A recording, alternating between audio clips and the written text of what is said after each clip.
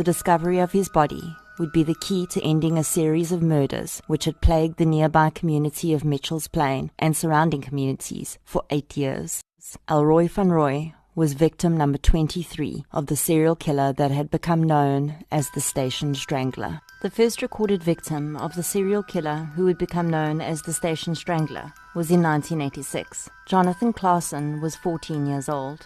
His body was found on the 3rd of October 1986 in the field surrounding Moordam railway station. He had been sodomized, his hands tied behind his back, and his face was pushed into the sand. The cause of death was strangulation with a piece of his own clothing. This would become known as the modus operandi of the Station Strangler. Another 8 victims would be found before the 90s rolled in. The Station Strangler had committed 9 murders, and there was no sign of police on his trail. For 2 years, he seemed to control his compulsions, but in October 1992, his bloodlust took over once again.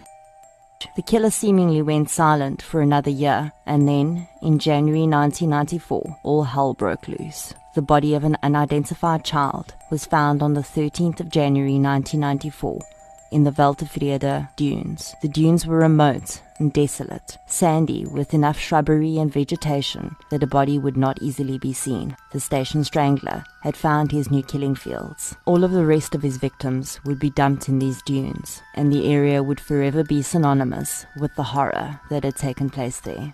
The discovery of so many bodies in such a short space of time whipped the community into a frenzy.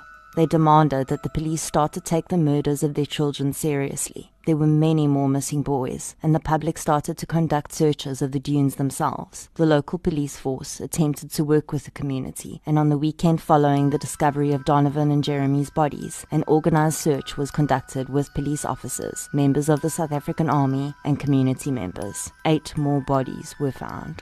Following the horrific discoveries of the weekend search, a 14-man special task team was established in February 1994, called the Station Strangler Squad.